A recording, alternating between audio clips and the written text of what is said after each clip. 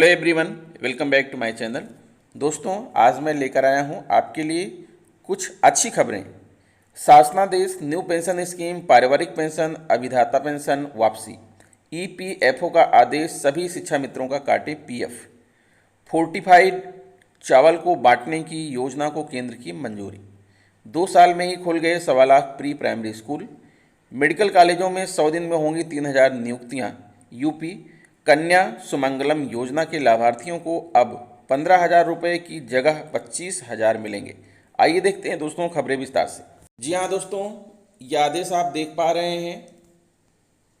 प्रेषक हैं नील रतन कुमार, विशेष सचिव उत्तर प्रदेश शासन। आपको बताना चाहेंगे दोस्तों कि यह आदेश किस संबंध में है। आपको पहले बता दें, अगर आप न्यू पेंशन के तहत हैं और न्यू पेंशन स्कीम को आपने सिलेक्ट किया है, चुना है, तो आपके लिए खुशखबरी है। क्योंकि अभी तक जो सिस्टम ये था कि अगर कर्मचारी अपनी सर्विस के दौरान उसकी अगर मृत्यु हो जाती थी तो उसके परिवार को आपका जो न्यू पेंशन स्कीम में जो पैसा जमा होता था वो सारा का सारा पैसा सरकार ले लेती थी और परिवार को पुरानी पेंशन देती थी। लेकिन दोस्तों, अब ये आदेश आ गया है। अब इसके तहत ये है कि परिवार को पुरानी पेंशन तो मिलेगी ही, साथ में आपका जो जमा अंशदान है, आपका जो अंशदान 10% जमा है, वो पैसा भी आपके नॉमिनी को प्राप्त होगा। तो आप देख पा रहे हैं यह आदेश। चलिए हम आदेश में देखते हैं क्या लिखा है। सेवा में समस्त मुख्य सचिव, सचिव उत्तर प्रदेश शासन, महानिदेशक माननीय उच्च न्यायालय इलाहाबाद, समस्त विभागाध्यक्ष, प्रमुख कार्यालय अध्यक्ष उत्तर प्रदेश, निदेशक पेंशन उत्तर प्रदेश इंदिरा भवन लखनऊ, निदेशक कोषागार उत्तर प्रदेश जवाहर भवन लखनऊ। दिनांक 8 अप्रैल 2022 का आदेश है दोस्तों। नई पेंशन योजना के अंतर्गत पारिवारिक पेंशन, दिवंगत कार्मिक के परिवार को अभिदाता अंशदान की वापसी। महोदय, उपर्युक्त विषयक शासनादेश संख्या ये दिनांक 19 मई 2016 के प्रस्तर 2गा की व्यवस्था निम्नानुसार है। यदि विनियम 6 अंगा के अनुसार अभिदाता की मृत्यु पर उसके परिवार के सदस्य सरकार द्वारा उपबंधित मृत्यु या निःशक्तता संबंधी अतिरिक्त अनुतोष के विकल्प का उपभोग करते हैं तो सरकार को अभिदाता के प्राण खाते में संचित संपूर्ण धन अपने पास समायोजित करने या अंतरित किए जाने का अधिकार होगा। ऐसे लाभ का उपभोग करने वाला अभिदाता या अभिदाता के परिवार के सदस्य से पारिवारिक पेंशन या निःशक्तता पेंशन या कोई अन्य संबंधित प्रसुविधा के स्थान पर विनिर्दिष्ट रूप से और बिना शर्त सरकार को प्राण खाते में संपूर्ण संचित पेंशन धन अंतरित करने के लिए सहमत होंगे और इसका वचन देंगे। जिन प्रकरणों में शासनादेश दिनांक 5/12/2011 सपठित शासनादेश 31/10/2014 के क्रम में सेवानिवृत्तिक लाभ स्वीकृत किए जा चुके हैं, उनमें भी इसी आशय का वचन पत्र लाभार्थी द्वारा अपने कार्यालय अध्यक्ष, विभागाध्यक्ष के माध्यम से निदेशक पेंशन को प्रस्तुत किया जाएगा। कार्मिक लोक शिकायत और पेंशन मंत्रालय, पेंशन और पेंशनभोगी कल्याण विभाग की अधिसूचना दिनांक 30 मार्च 2021 द्वारा निर्गत केंद्रीय सिविल सेवा राष्ट्रीय पेंशन प्रणाली का कार्यान्वयन नियम 2021 के प्रस्तर 20, 2 एवं 3 की व्यवस्था निम्नानुसार है। यदि अभिदाता की मृत्यु होने पर केंद्रीय सिविल असाधारण पेंशन नियम 1939 या केंद्रीय सिविल सेवा पेंशन नियम 1972 के अंतर्गत उपनियम ए के अनुसरण में कुटुंब को हितलाभ देय है तो अभिदाता के संचित पेंशन कॉर्पस में सरकार का अंशदान और उस पर प्रतिलाभ सरकार के खाते में अंतरित किया जाएगा। शेष संचित पेंशन कॉर्पस का भुगतान उस व्यक्ति को किया जाएगा जिसके पक्ष में पेंशन निधि विनियामक और विकास प्राधिकरण राष्ट्रीय पेंशन प्रणाली के अंतर्गत निकास और प्रत्याहरण विनियम 2015 के अंतर्गत नाम निर्देशन किया गया है। यदि ऐसा कोई नाम निर्देशन नहीं है या यदि किया गया नाम निर्देशन अस्तित्व में नहीं है तो संचित पेंशन कॉर्पस की शेष राशि का भुगतान विधिक उत्तराधिकारी को किया जाएगा। तो दोस्तों, आप समझ चुके होंगे कि मैं क्या कहना चाह रहा हूं कि पहले ये था कि पूरा का पूरा पैसा सरकार के खाते में जाता था, लेकिन अब जो है आपका जमा हुआ जो अंशदान है आपके खाते में जाएगा। केंद्र सरकार के अधीन राष्ट्रीय पेंशन प्रणाली से आच्छादित कार्मिकों के संबंध में की गई उक्त व्यवस्था के क्रम में शासनादेश संख्या ये दिनांक 19 मई 2016 के प्रस्तर 2गा को श्री राज्यपाल निम्नानुसार प्रतिस्थापित किए जाने की सहर्ष स्वीकृति प्रदान करते हैं। 2गा विनियम 6 अंगा के अनुसार अभिदाता की मृत्यु या उसके परिवार के सदस्य सरकार द्वारा उपबंधित मृत्यु या निःशक्तता संबंधी अतिरिक्त अंतोष के विकल्प का उपभोग करते हैं तो अभिदाता के संचित पेंशन कॉर्पस में सरकार का अंशदान और उस पर प्रतिलाभ सरकार के खाते में अंतरित किया जाएगा। शेष संचित पेंशन कार्पस का भुगतान उस व्यक्ति को किया जाएगा जिसके पक्ष में पेंशन निधि विनियामक और विकास प्राधिकरण राष्ट्रीय पेंशन प्रणाली के अंतर्गत निकास और प्रत्याहरण विनियम 2015 के अंतर्गत नाम निर्देशन किया गया है। यदि ऐसा कोई नाम निर्देशन नहीं है या यदि किया गया नाम निर्देशन अस्तित्व में नहीं है तो संचित पेंशन कार्पस की शेष राशि का भुगतान विधिक उत्तराधिकारी को किया जाएगा। शासनादेश संख्या ये दिनांक 19 मई 2016 इस सीमा तक संशोधित समझा जाएगा। यह आदेश तात्कालिक प्रभाव से लागू होंगे।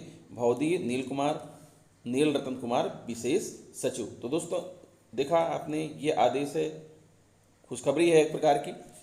लखनऊ ग्राम विकास विभाग के बाद अब ईपीएफओ के निशाने पर बेसिक शिक्षा विभाग है। रोजगार सेवकों का ईपीएफ काटने का आदेश देने के बाद अब ईपीएफओ ने सर्व शिक्षा अभियान के अधिकारियों को आदेश दिया है कि सभी शिक्षा मित्रों का पीएफ अनिवार्य रूप से काटा जाए और यह शिक्षा मित्रों के लिए बहुत ही अच्छी बात है। ग्राम रोजगार सेवकों का ईपीएफ न काटे जाने का मामला राज्यसभा में गुजरे हुए बजट सेशन में उठा था। इस दौरान चर्चा में अन्य कर्मचारियों को भी पीएफ और ईपीएफ न काटे जाने की बातें आई थी। इसको देखते हुए पहले तो ईपीएफ विभाग ने रोजगार सेवकों का ईपीएफ काटे जाने का आदेश जारी किया था। ईपीएफओ ने अब अगली कड़ी में शिक्षा मित्रों का पीएफ न काटे जाने की स्थिति को देखते हुए सर्व शिक्षा अभियान को नोटिस जारी किया है। क्षेत्रीय भविष्य निधि आयुक्त द्वितीय ने सर्व शिक्षा अभियान के बेसिक शिक्षा अधिकारी को आदेश जारी किए हैं कि वह इस आशय का प्रमाण पत्र कार्यालय में उपलब्ध कराएं कि सभी शिक्षा मित्रों का पीएफ काटा जा रहा है। बीएसए ने सभी बीईओ को दिया आदेश। ईपीएफओ के आदेश के अनुक्रम में बीएसए लखनऊ ने सभी खंड शिक्षा अधिकारियों को आदेश दिए हैं कि वे सभी शिक्षा मित्रों की डिटेल उपलब्ध कराना सुनिश्चित करें ताकि शिक्षा मित्रों को भविष्य निधि का लाभ मिल सके। हालांकि सूत्र बताते हैं कि अभी इस बात को लेकर विभाग में एक गफलत है कि कब से शिक्षा मित्रों का पीएफ काटा जाए। जो समय पहले सेवा का बीत चुका है उसमें कर्मचारियों के अंशदान को कैसे पूरा किया जाएगा, वहीं सरकार के ऊपर शिक्षा मित्रों का अंशदान देने पर कितना खर्च आएगा। केंद्रीय मंत्रिमंडल ने शुक्रवार को सरकारी कार्यक्रमों के तहत फोर्टिफाइड चावल को 3 चरणों में वितरित करने की योजना को मंजूरी दी। प्रधानमंत्री नरेंद्र मोदी ने कहा कि फोर्टिफाइड चावल की आपूर्ति का निर्णय पोषण स्तर में सुधार और महिलाओं और युवा आबादी के कल्याण को आगे बढ़ाने के प्रयासों का अनुरूप लिया गया है। भारतीय खाद्य निगम एफसीआई और राज्य एजेंसियों ने इसकी आपूर्ति और वितरण के लिए पहले ही 88.65 लाख टन फोर्टिफाइड चावल की खरीद की है। कैबिनेट की बैठक के बाद केंद्रीय सूचना एवं प्रशासन मंत्री अनुराग ठाकुर ने कहा कि पहले चरण में आईसीडीएस और पीएम पोषण कार्यक्रमों के तहत फोर्टिफाइड चावल का वितरण किया जा रहा है। दूसरे चरण में मार्च 2023 तक सभी महत्वाकांक्षी जिलों में लक्षित सार्वजनिक वितरण प्रणाली टीपीडीएस और अन्य कल्याणकारी योजनाओं के तहत फोर्टिफाइड चावल का वितरण किया जाएगा।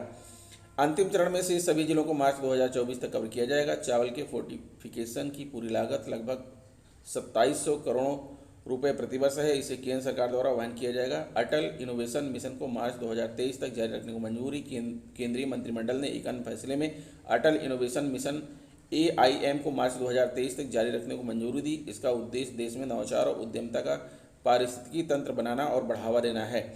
AIM के लक्ष्यों में 10,000 अटल टिकरिंग लैब्स ATL के साथ साथ 101 अटल इनोवेशन सेंटर AIC स्थापित करना और अटल न्यू इंडिया चैलेंज के माध्यम से 200 स्टार्टअप का समर्थन करना शामिल है। इस प्रक्रिया में 2000 करोड़ रुपए से अधिक का कुल बजट खर्च किया जाएगा।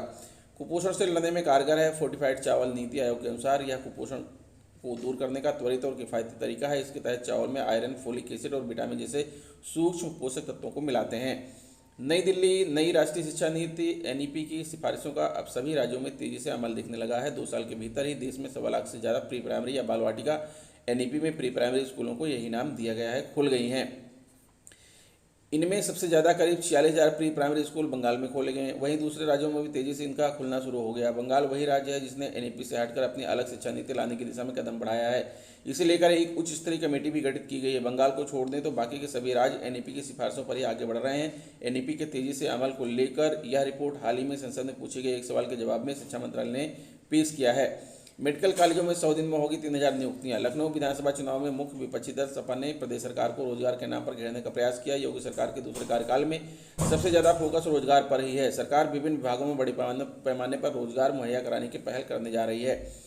अकेले चिकित्सा शिक्षा विभाग में 60,000 पदों के सृजन के साथ ही जल्द 3000 से अधिक नियुक्तियां करने की तैयारी है। विभाग ने इसे अपने 100 दिन के एजेंडे में शामिल किया है। सभी विभागों से 100 दिन के साथ ही 6 महीने, 1 साल और 5 साल का एजेंडा तय करने को कहा गया है। चिकित्सा शिक्षा विभाग ने भी एजेंडा तय कर लिया है। प्रदेश में मेडिकल कॉलेज फिलहाल 35 हैं। इनकी संख्या में लगातार बढ़ोतरी हो रही है। विभाग की पहल पर राज्य सरकार प्रति मेडिकल कॉलेज 1394 पदों का मानक तय कर चुकी है। यह संख्या 3000 बेड के मेडिकल कॉलेज के लिए है। जैसे जैसे बेड बढ़ेंगे उसी हिसाब से पदों की संख्या में भी इजाफा होगा। ऐसे में चिकित्सा शिक्षा विभाग ने प्रदेश के मेडिकल कॉलेजों में करीब 60,000 पदों के सृजन का खाका तैयार किया है। विभाग की सरकार के 100 दिन के एजेंडे के तहत 3,000 से अधिक पदों पर नियुक्ति करने की योजना है।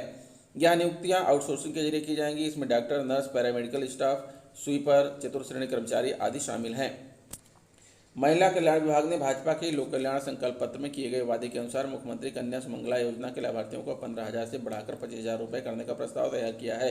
इस योजना की राशि में वृद्धि किए जाने पर 32.75 करोड़ रुपये खर्च होंगे। इसी कड़ी में विभाग ने शुरुआत के 100 दिनों में निराश्रित महिलाओं के प्रथम तिमाही की पेंशन राशि 930 करोड़ रुपये जारी करने का लक्ष्य रखा है। इसके अलावा शाहजहांपुर में एक नया राजकीय बाल संप्रेषण गृह स्थापित करने का भी फैसला लिया गया है। इस योजना के नए लाभार्थियों को लाभ देने के लिए 15 दिन के भीतर स्वावलंबन कैंप का भी आयोजन किया जाएगा। इस अवधि में विभाग द्वारा पूर्व से संचालित विभिन्न योजनाओं के लाभार्थियों के खाते में राशि स्थानांतरित की जाएगी। इसके अलावा नई पहल के तहत बच्चों की देखरेख करने वाली संस्थाओं की समीक्षा करने, किशोर न्याय बोर्डों और बाल कल्याण समितियों की कार्यप्रणाली को बेहतर करने के लिए मिशन वात्सल्य योजना नाम से एक नई योजना की भी शुरुआत की जाएगी। तो दोस्तों, ये रहा आज का ब्रेकिंग न्यूज़। आशा करता हूँ वीडियो आपको अच्छी लगी होगी। अगर वीडियो अच्छी लगी तो प्लीज़ मेरे चैनल को सब्सक्राइब कर लीजिए, बेल आइकन को प्रेस कर दीजिए। मिलते हैं आपसे नेक्स्ट वीडियो में कुछ नई जानकारी लेकर। तब तक के लिए नमस्कार।